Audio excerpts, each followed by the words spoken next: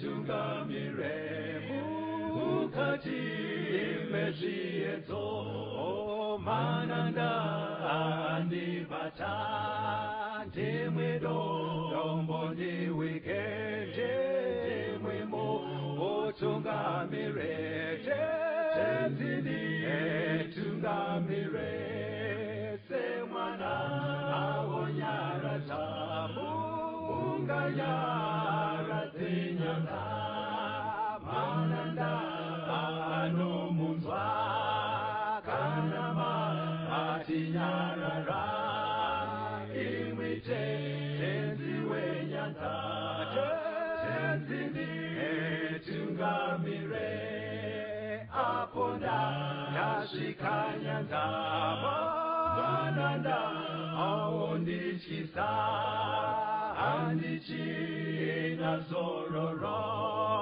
ndotsamira kune mwika ngandinzwe imwimotiti ndinokutungamira. Kwaziwai vateereri, tinomuchingamidzai kuchirongwa The Second Coming of Christ chamunopiwa naPastor Gift Rhodzi naPastor Caston Betera veku Seventh Day Adventist Church.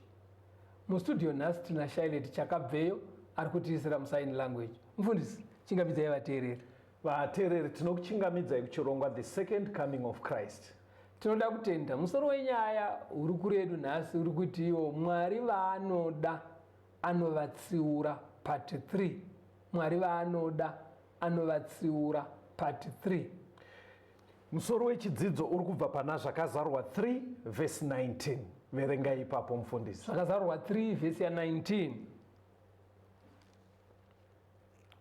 Vose vandinoda ndinovaranga nokuvarova, naizvozvo shingaira utendeuke.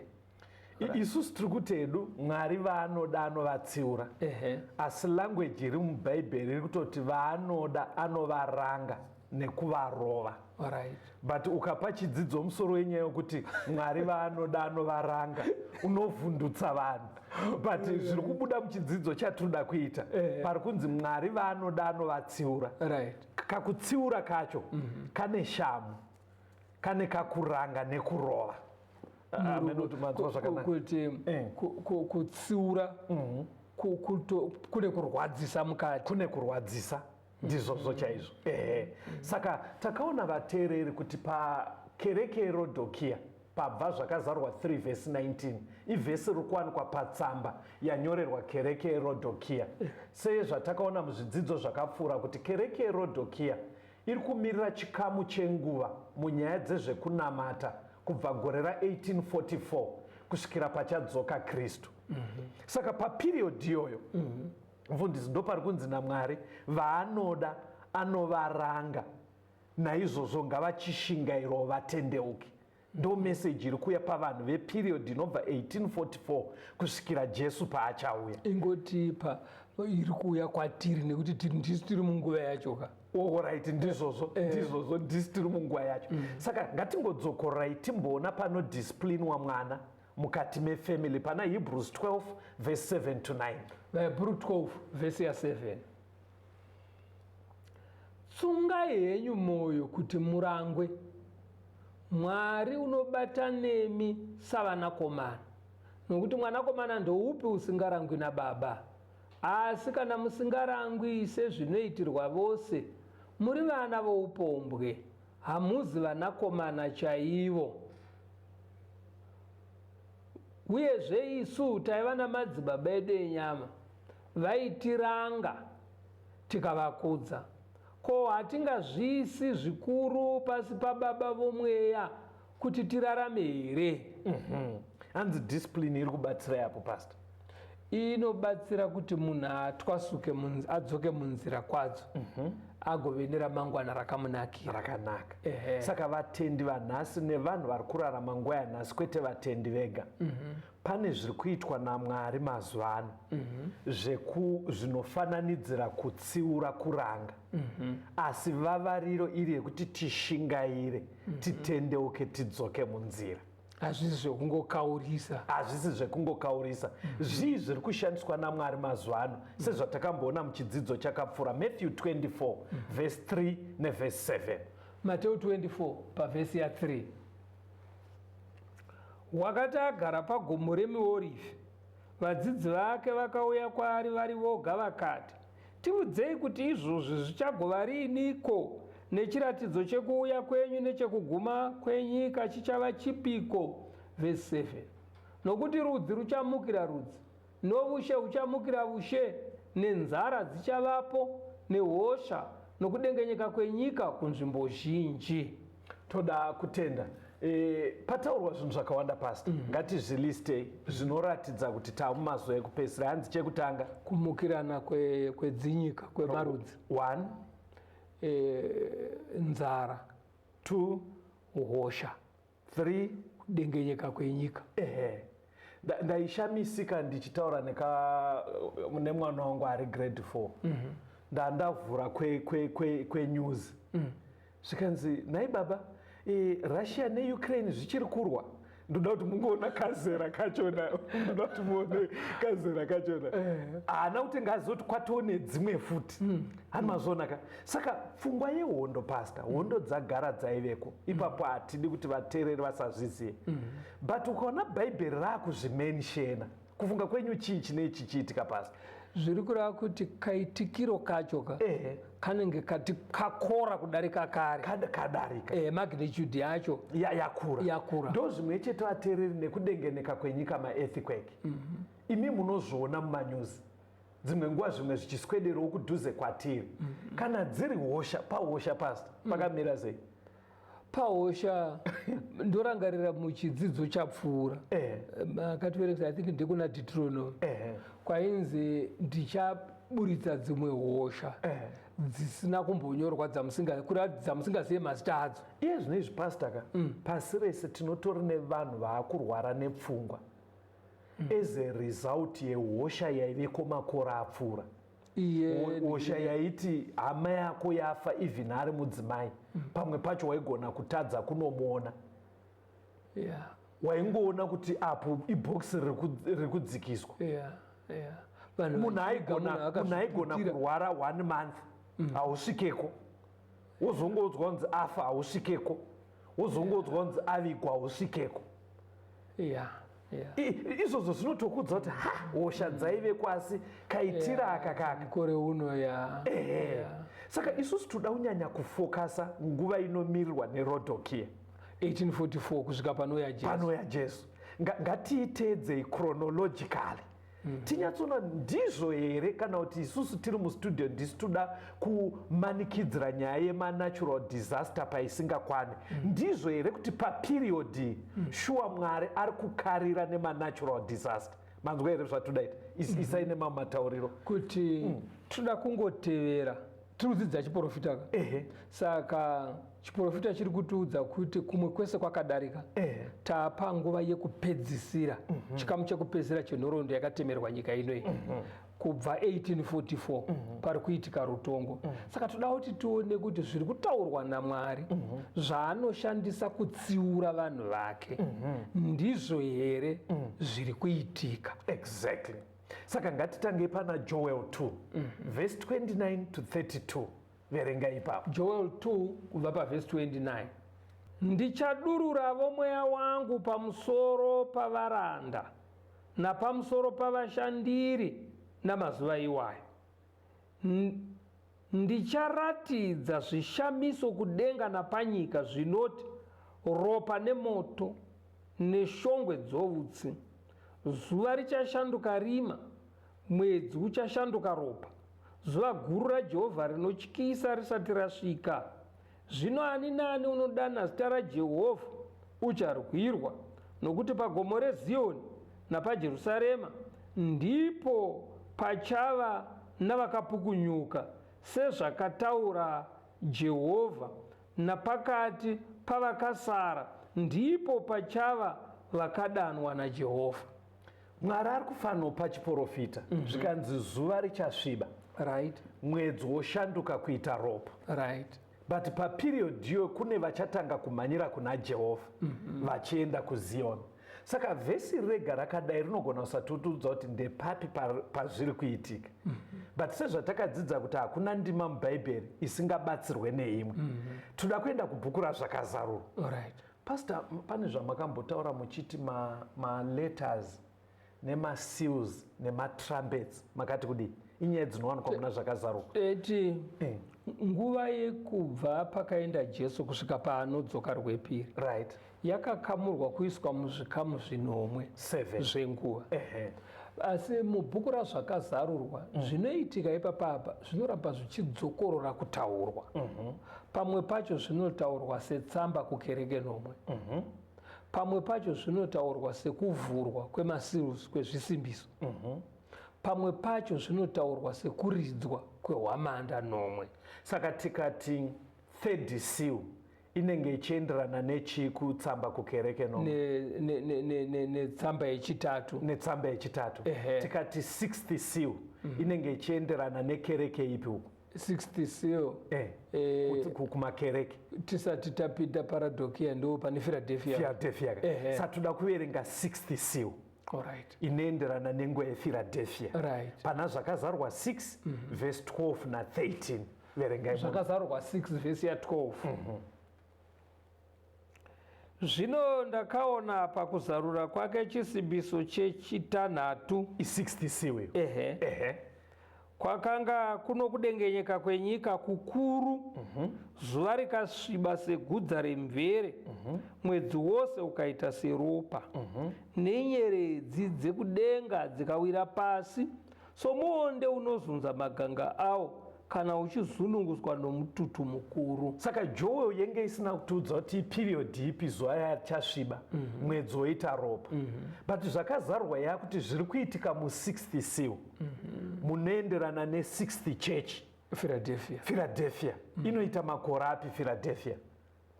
Philadelphia ndo inobva pa 1755 kunosvika 1844. Saka zvataurwa pamaverenga kunzi kwakaita kudengeneka kukuru, zuva rikasviba, mwedzi ukatsvuka, nyeredzi dzikaora. Ngatiisei madate pastor. Vateereri vanozonovherifya vega vachitsvaga. Kudengeneka kukuru kwataurwapo munhoroondo kunonzi the Great Lisbon Earthquake. Iya ya 1755. Yaive nemudzi wakatangira kuLisbon kuPortugal. Saka ichinzi Lisbon Earthquake, asi inowanika pamasaisai tikanozvitsvaga. Zuva parakasviba yatoo history pastor.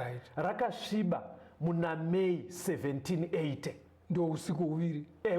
Usiku huviri kuti takangokura zvinzi usiku huviri kakwezi kunonzi kwakaedza semazuva ese. Asi dzakumapast 9 kuenda kuma10 kuseni. Zuva rakangodoka. Exactly. Mombe dzikadzoka kumata. Zvatiwo munhoroondo zviri kutaurwa zvakaitika 1780. Same day iroro redaki day mwedzi wakabuda wakatsvuka kuti piriviri kunge ropa. Iwo uri mwedzi wejena guru. Iwo uri wejena guru. Tiri muna 1780. Saka Joel anga angotaura zvezuva nemwedzi. But zvakazarwa awedzera nyeredzi nekudengenyeka. Kuti dzakadonha, nyeredzi dzakadonha ri. Takambozvidzidza pa idzo dza 1833 muna November. Denga rese rakaita kunge mafireworks, nyeredzi dzichidonha. Saka pfungwa yatoda kuti muone ndeyekuti ndizvo here kuti Mwari zvinhu zvakaita seclimate change, global warming, natural disasters, hondo nehosha, zvinhu zvaari kuda kunyanya kushandisa kukarira vanhu kubva 1844. Ndokwatiri kuchova. Saka taudzwa zvinhu izvi taapana 1833. Ndopenyeredzi. Luke 21 verse 25 to 26. Luka 21. Yes. Pavhesi ya 25. Yes. Iri kuwedzera. Mirai musati maverenga. Joel yataura zvezuva nemwedzi. Zvakazarwa ndobva yanowedzera kudengeneka nenyeredzi, zuva, mwedzi nenyeredzi. Tauda kunzwa kuna Ruka. Vhesi ya 25. Zviratidzo zvichavapo pazuva napamwedzi napanyeredzi napanyika urombo hwavanhu, vachikanganiswa nokutinhira kwegungwa namafungu, vanhu vachapera nokutya nokutarira zvinowira nyika nokuti masimba okudenga achadengenyeka. Right. Pastor, kana taakuda kuita ruka chronologically toti chi pastor?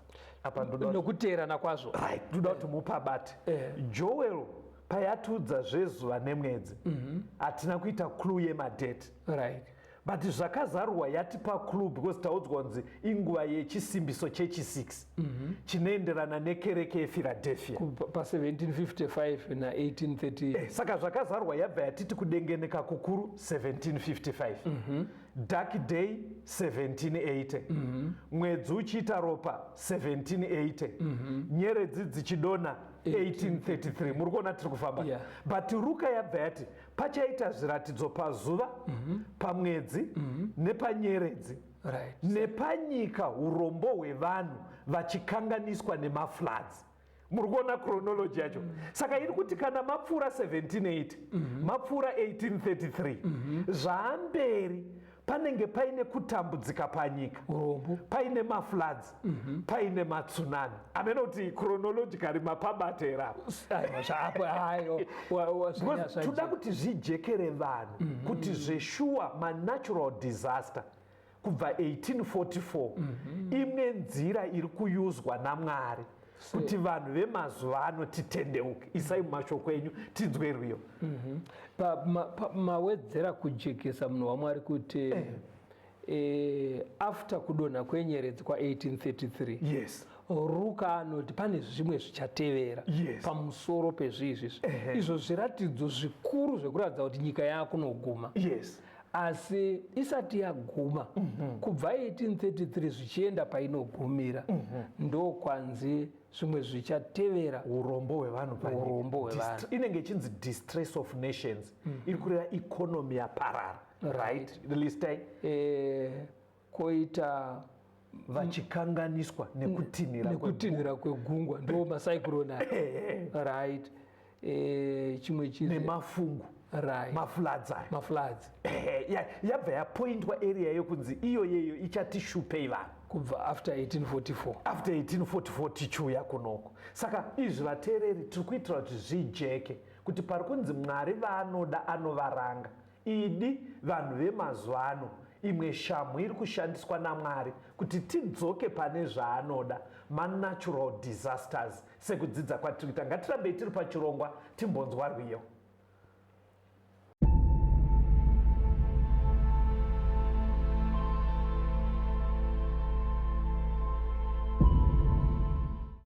Jara mangwanani mbeu dzozemutsa, jara masikati nemumaneru, mira kupupura nguva yekucheka, tichafara neku unza misumbu, unza misumbu, unza misumbu, tichafara neku unza misumbu, unza misumbu, unza misumbu, tichafara neku unza misumbu, jara mukujeka, jara pane vute, usatye makore, basa ra Jesu, basa richapera, minda ichacheka, tichafara neku unza misumbu, unza misumbu, unza misumbu, tichafara neku unza misumbu, unza misumbu, unza misumbu, tichafara neku unza misumbu, enda nekuchema, jara kuna tenzi, kana nekushaya, kufadza kwedu, kuti taripedza, achachingamidza, tichafara neku unza misumbu, unza misumbu, unza misumbu, tichafara neku unza misumbu, unza misumbu, unza misumbu, tichafara neku unza misumbu, unza misumbu, unza misumbu, tose tichafara neku, unza misumbu, unza misumbu, unza misumbu, tichafara neku, unza misumbu.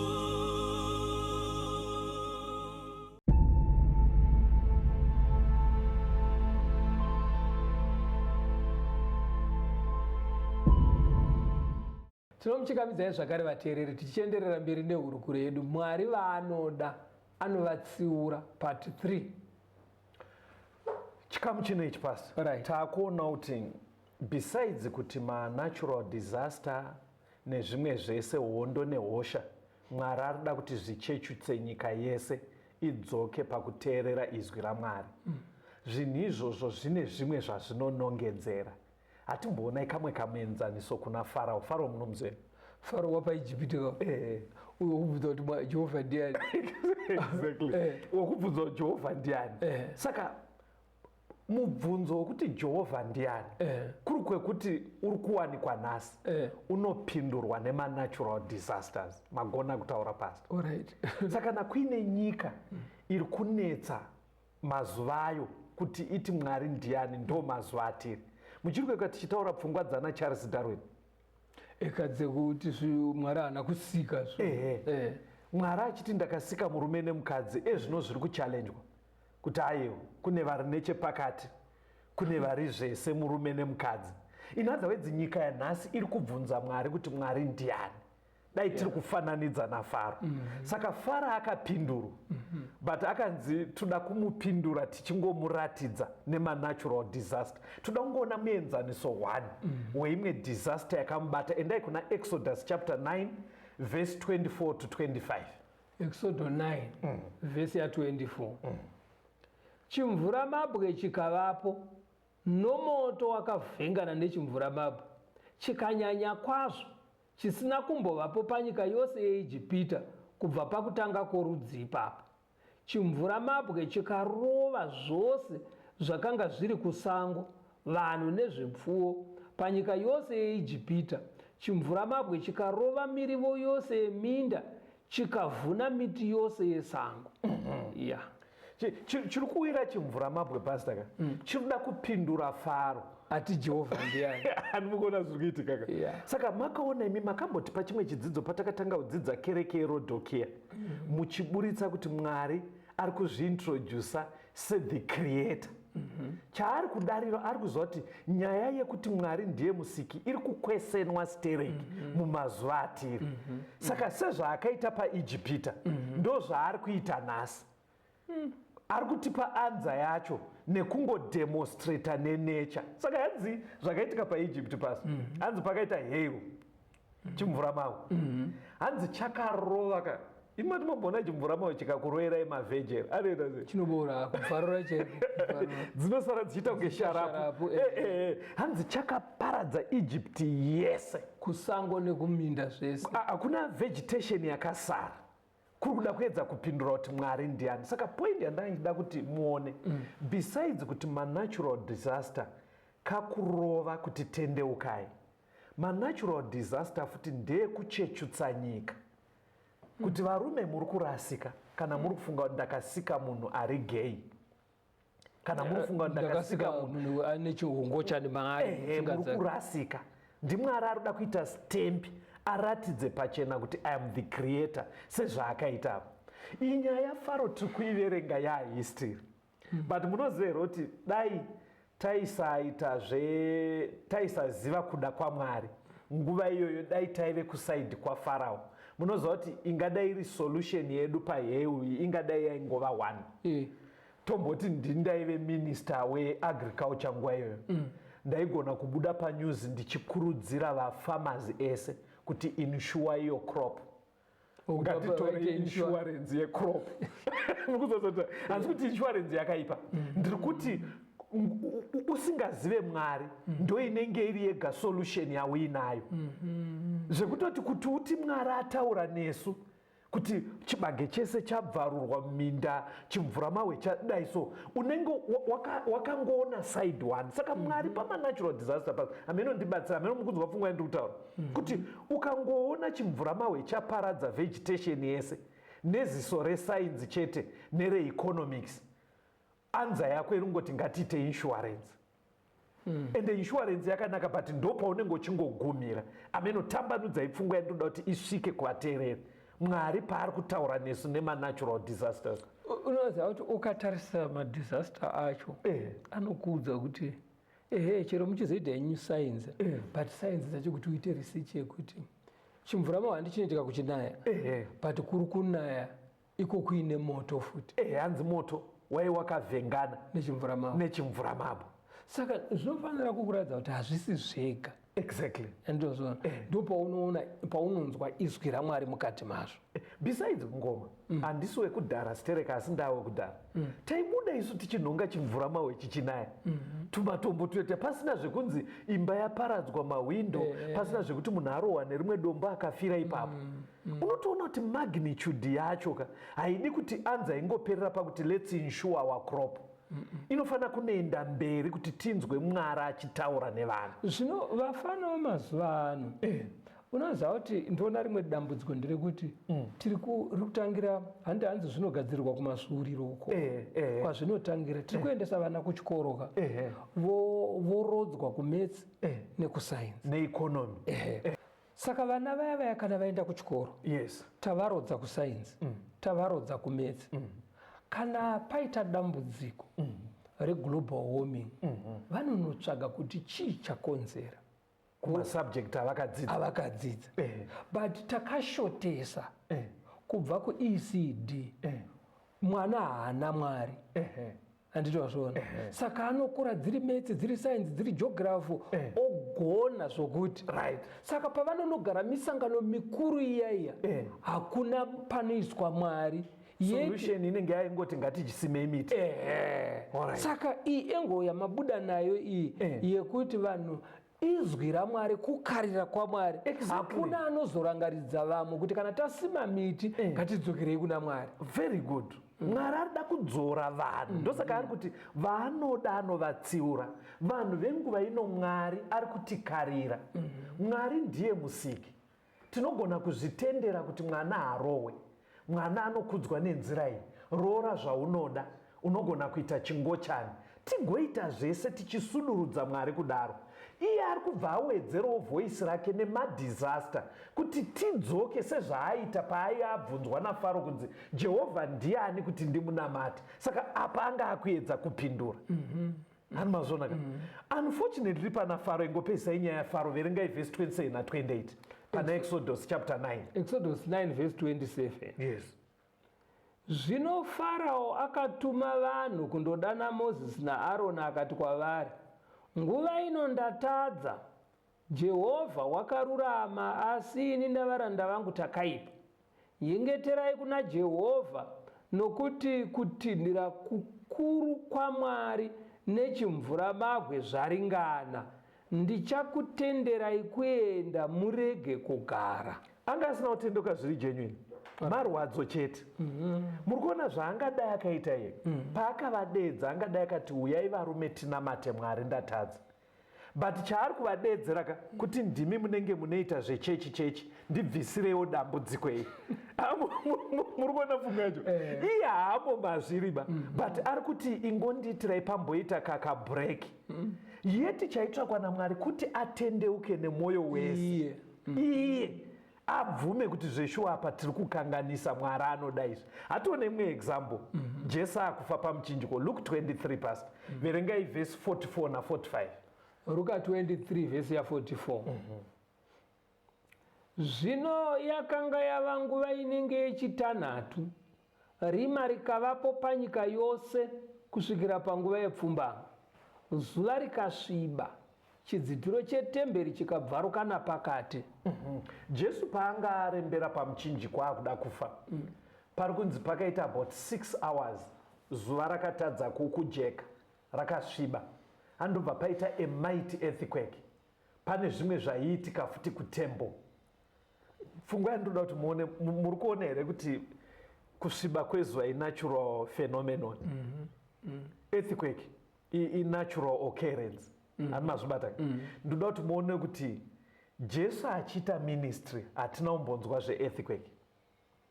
Paive panyika ita ministry. Sei apa zuva rasviba poita earthquake pastor? Mafungiro enyu.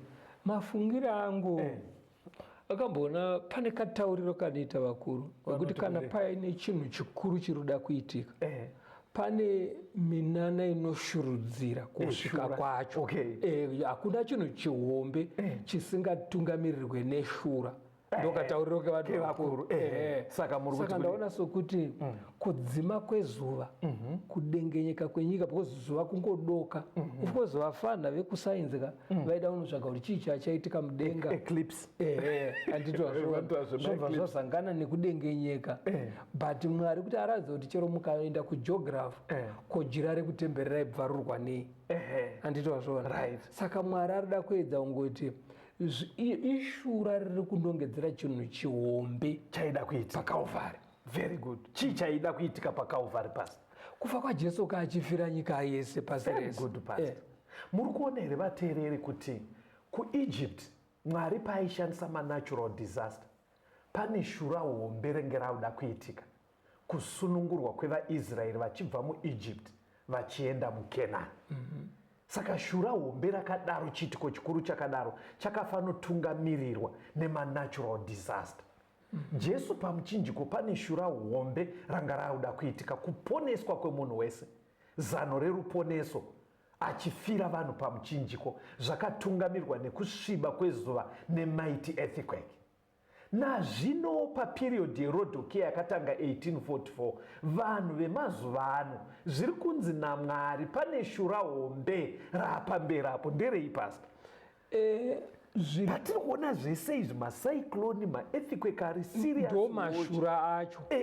Ari kushurudzira chinhu chihombe chaakuuya. Ndokudzoka kwaJesu. Thank you pastor. The second coming of Christ. Ameno kuti takabva tangotiwo program inoipiwe zita iroro. Idi Jesus is coming again. Patinoona hosha, kudengeneka kwenyika, tisangogumire pakudzitsanangura nesayensi. Global warming pastor iri kuitirwa masamiti makuru. Kubvira kumabazi ekumusoro chaiwo. Nyika dzese pasi rese. But masamiti avo akangotesvera musainzi negeography. Mukona the unfortunate part. Ari kunongonoti carbon yawandisa. Let's go green. Kana vachiti let's go green, vari kuti hatichada mafuta anoita utsi, tadi kuita zvesola. Ende zvinhu izvo zvakanaka pastor. Unonyadzonoti zviri kubatsira nyika. Asi kana zvisina Mwari, kana zvisina pakunodzora vanhu kuti unhu hwevanhu hudzoke pamitemo, kushingaira pasina. Toda kutenda Jesu paakafa paitika mashura aya. Verengai Luke 23 verse 47 monzwe. Luka 23 pa 47. Yes. Ipapo mukuru wezana wakati aona zvaitwa, akarumbidza Mwari achiti, zvirokwazvo munhu uyu wakanga akarurama. Zvizvo zvaitwa zvaakaona. Paakaona kakudengenyeka kwakaitika nekudoka kwezuva masikati, izvo zvakanyatsoona kuti kaitikiro kezvinhu izvi muchindo munhu uyu munhu mukuru. Saka zvimwe zvinogona kutibatsira vateereri mazuva atiri kurarama, patiri kusangana nemanatural disaster, nehosha dziri kuuraya hama dzedu, nezvirwere zviri kutitambudza, macyclone, kusinganayi, nezvimwe zvese nehondo dziriko. Iwewe pachako wona Mwari. In fact, zvingadai zvichikupa assurance yekuti Jesus is coming again. Zvingadai zvichitowedzera pastor.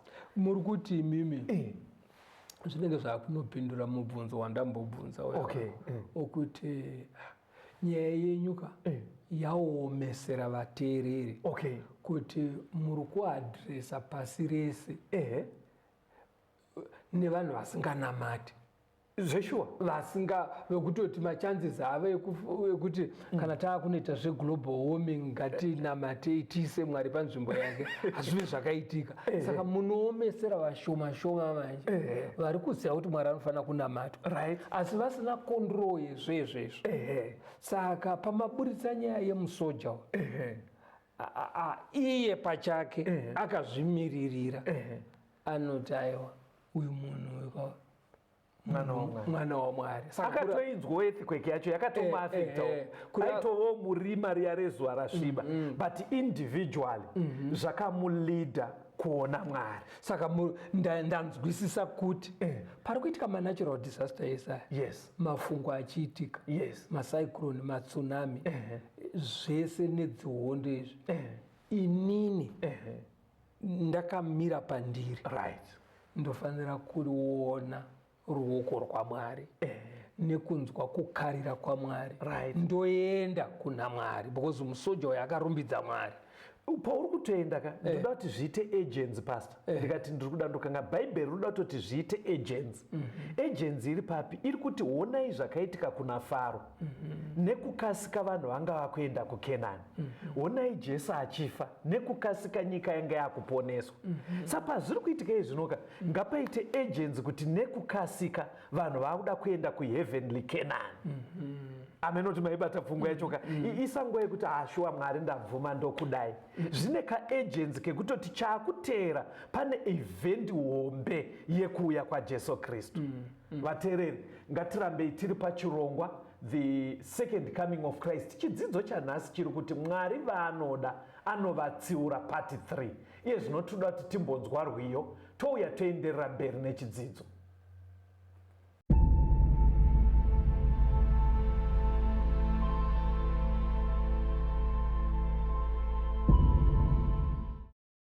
Ndinoda kutaura kuti ndaponeswa ngero paro pamsana popemudza wake ndichagara kumushako ndaponeswa ngero parake renyenye ndaponeswa sendichiri mwana wake ndinofara ngekuti Jesu auya kundiponesa ngekuti kupenya kwakeko kuri kunditungamira ndaponeswa ngero parake renyenye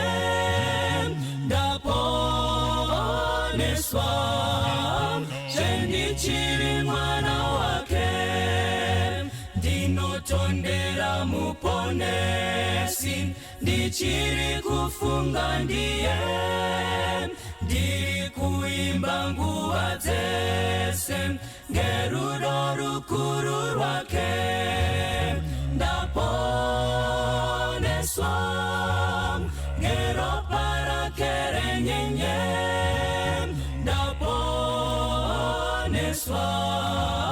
sendichiri mwana wake ndichamuona mambo wangu ndoita mutemo wake achiri kunditungamira dakara kumusha kwake ndaponeswa ngero parake renyenye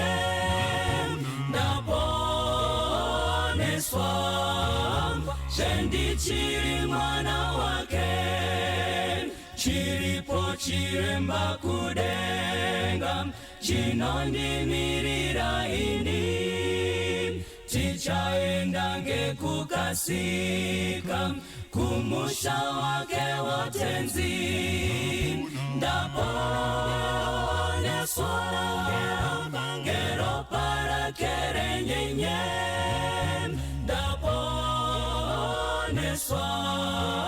sendichiri mwana wake ndaponeswa ngero parake renyenye ndaponeswa sendichiri mwana wake.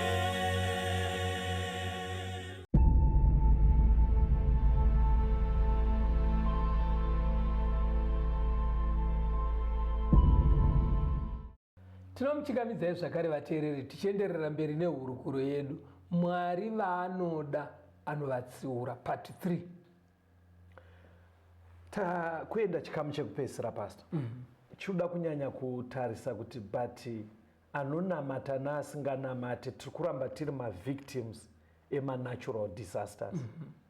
Dzingave hosha, hondo padziri kuitika dziri kuparadza nevanonamata. Hanimazviona ka? Zvirwere zviri kubata nevanonamata. Hongu tadzidza kuti kukarira kwaMwari pane chiitiko chikuru chaakuuya. Ngatibvumei todzosa Mwari muupenyu hwedu.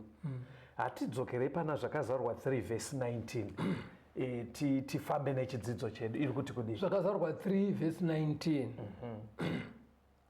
Vose vandinoda ndinovaranga nokuvarova. Naizvozvo shingaira utendeuke.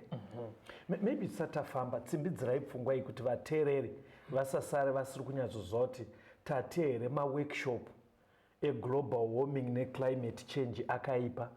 Maworkshop ekuti vana vari kunyanya kukuwara nezvinodhaka. Tiri kuti kudii pavari kuedza kugadzisa drug abuse yanetsa. Maworkshop ane chekuita kubatsira dzieconomy akaipa here kugadzirisa kuti upfumi husimukire. Kunyange bhaibheri riri kuti zvinenge zvichinetsa panyika. Pakwenenzverei tigone kufamba. Pfungwa yabuda yandabata, amene munogona kusowedzera. Right. Ndabata sokuti maworkshops ese aya akanaka. Yes. Kunyangwa kumisangano kwaenda vanhu vasinganamati. Yes. Pfungwa dzavanenge vachitaurirana vakatarisa kusayenzi ndizvo zvinofanira kutotaurwa. Right. Hapana chakaipa ipapo. Ende mamwe maidhia avanoburitsa anenge akapinza zvakadaro zvokuti unonyatsoona kuti pafungwa ende zveshuwa anorerutsa. Asi nyaya hombe iri pakuti zvese izvi zvikaitwa Mwari asina kupiwa nzvimbo yake, achitosoteswa sometimes. Zvafanana nesenzasi yaDhavidhi. Saka vanhu vanofanira kuti kana vaita misangano yese vachionesana, pakupedzisira vanhu ngavakurudzirwe kupa Mwari nzvimbo yake nekufamba zvinoda shoko raMwari. Exactly. Toda kutenda pastor. Saka iye zvinezvi imbonzwai kandima kari pana Luke 13 vateereri verse 1 to 5. Luke 13 verse 1 to 5. Luka 13 kubva paverse 1. Nenguva iyo vamwe vakanga varipo vakamuudza shoko ravaGarireya vakanga vavhenganisirwa ropa ravo nezvibayiro zvavo naPirato. Akapindura akati kwavari, munoti vaGarireya avo vakanga vari vatadzi here kupfuura vaGarireya vose zvavakatambudzika saizvozvo? Ndinokuudzai, kwete. Asi kana musingatendeuki, imi mose muchavurawa saizvozvo. Kana vaya vane 10 vakawirwa nesvingo yeSiroami ikavauraya, munoti vakanga vane mhosva kukunda vanhu vose vaigara Jerusarema here? Ndinokuudzai, kwete.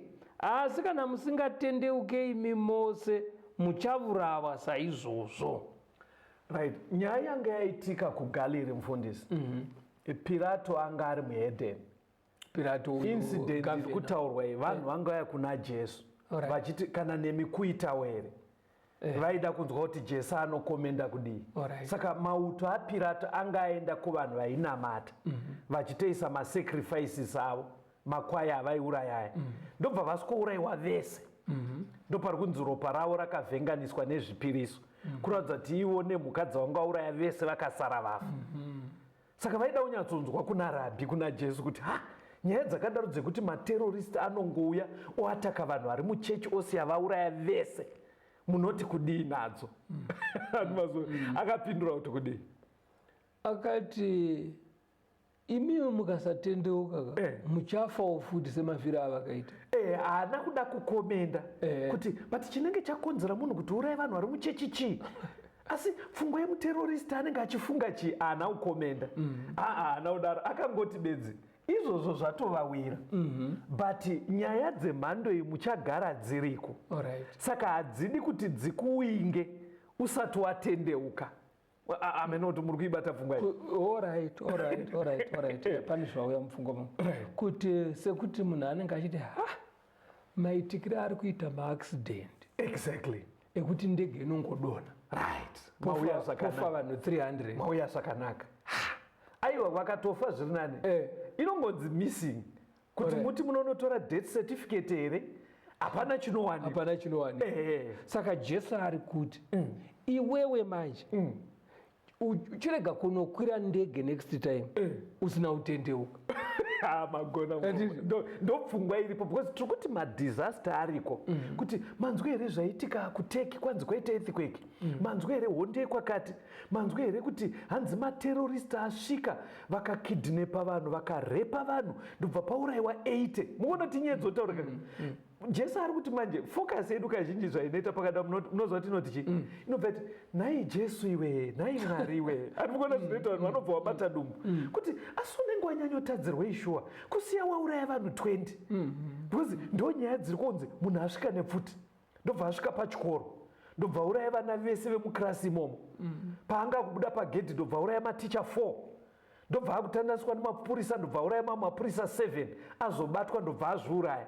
Saka zvinobva zvaita vanhu manje because tine tarwadziwa kuti nhai Mwari iwe hanzi vana vechikoro vadiko anga atadzirweiko kana watadzirwa munotaurirana anogona kunonofokasa vanhu. Saka Mwari ari kuti nyaya dzemhando iyoyeyi because ndoitori nyika yachiyatiri amazo ekupedzisira iwewe gara wakatendeuka. Pana pune mumwe akafira kubasa iwe unogona kungonofawo kubasa exactly but usati waenda kuoperation iyoyo tendeuka. Exactly ndopaataura panzi pane 18 vakawirwa nerusvingo raive zijurawo wemakore wayo vatori pabasa. Jurawo kwakungoti zviya zvekuti rakangoboekana jurawo kwakungoti zhu pamusoro pe18. Saka pfungwa inoda kuburitswa ndeyekuti mukutaura kwanhasi aive muridzi weprojekti yejurawo iyi dai ari nhasi anobvanza anofanira kuresign zvekuti news dzinobva dzabuda dzichiti the contractor of this project is under fire. Pfungwa inenge ichida ndeyekuti ngaresign pane compensation here because vari kuti havanofocuse kuti maoccurrences aya kukarira kwaMwari kuti vanhu vatendeuke. Saka tiri kunzi contractor ngave serious aite zvinhu zvine masafety regulations but pazviri kuramba zvichiwira vanhu iwe chirega kuramba uine pfungwa dzekungoti macontractor anofanira iswa mujerokuimproviwa iri kunzi uona kutaura kwaMwari.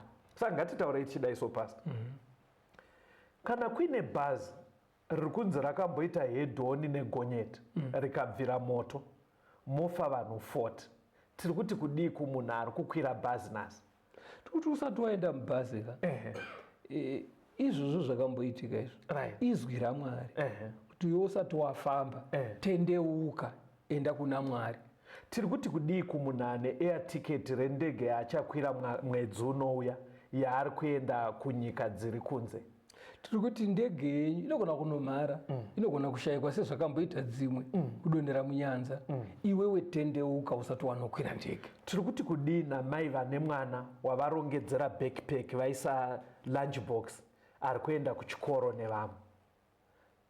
Tiri kutika ivo amai ava ngavatendeuke plus ngavatrene mwana wavo munzira dzekutya Mwari achikubva pauduko hwake. Exactly. Uye pavaverenga kuti kuAmerica kune vana vakashudwa nepfuti kirasi yese vasaite ushingi hwekuti vanosiya mwana vomuti bhabai vomuburutsa nemotikari komhanya mujurawo rechikoro pasina munamato waitwa. Muri kuona kwairi kunodzwa because pari kuti Mwari vaanoda anovatsiura kukarira kwese kuri kuitwa naMwari.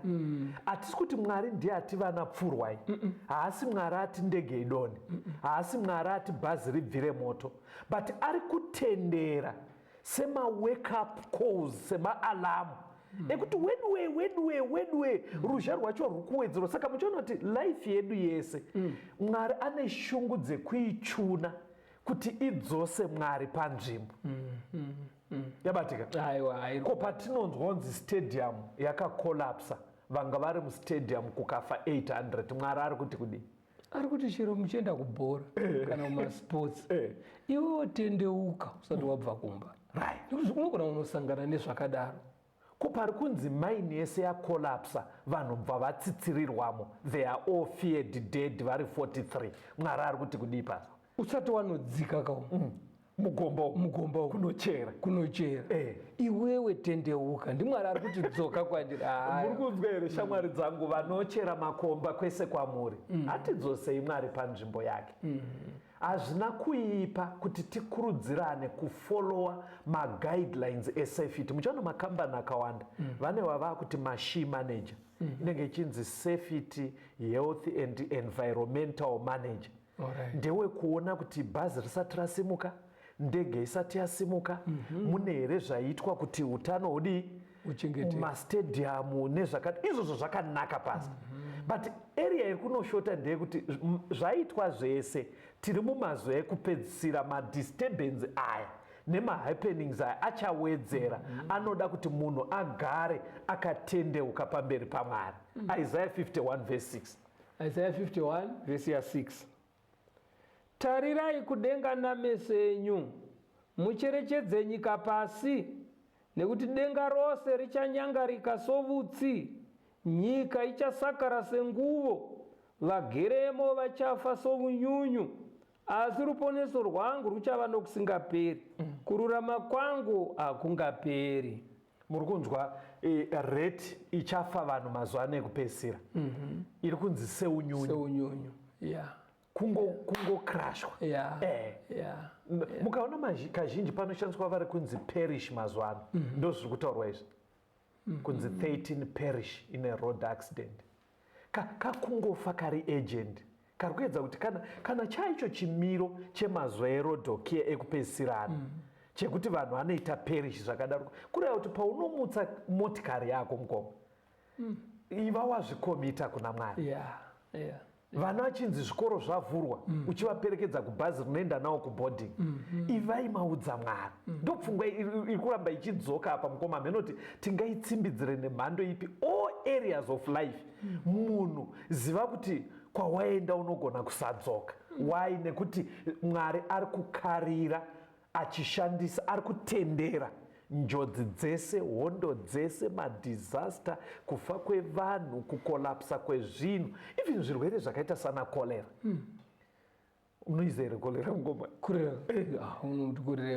pasainzi inenge ichinzi yakonzerwa nei anditi pasainzi utachiona kaunzi zviya zvinonzi gesai maoko shambidzimazvona saka pfungwa iripo kuri kwekuti kune nyika yasvikirwa nedenda rekorera focus ka iri right yevatungamiri ngatigezei panoda clean water yakanaka but iwe haikunongoramba uchiti ingaregesei kuita korera yacho ezvino hakuna mvura kwakati nyika yakati haina anigona zvainoita iri kutonzi pazviri kuitika ipo paepeka iwewo wacho unogona ita victim besides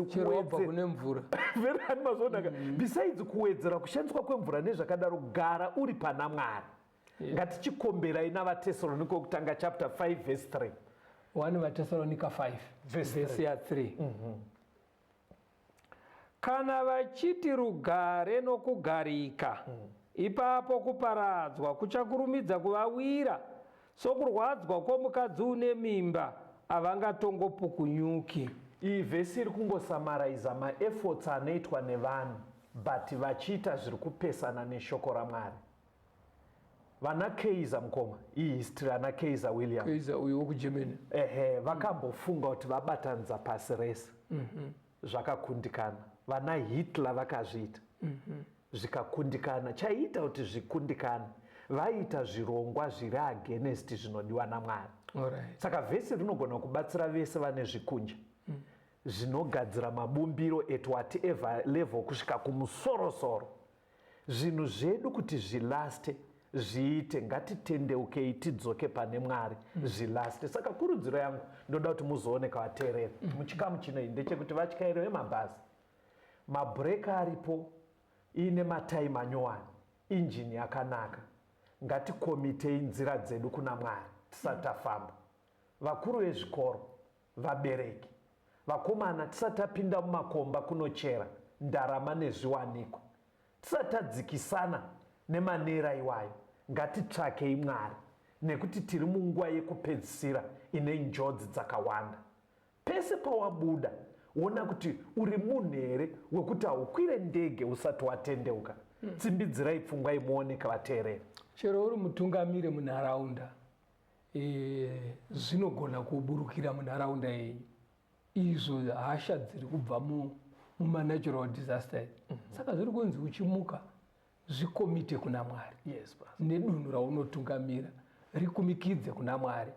Saka zvinobata munhu wese, umwe nemumwe palevel yake akazviita. Even farming season past. Right. Kuti uri mutungamiri wenharaunda, mbeu munayo, makombaini harvester munawo, mairrigation aripo. Zvinhu zviya zvinokomitwa muna Mwari.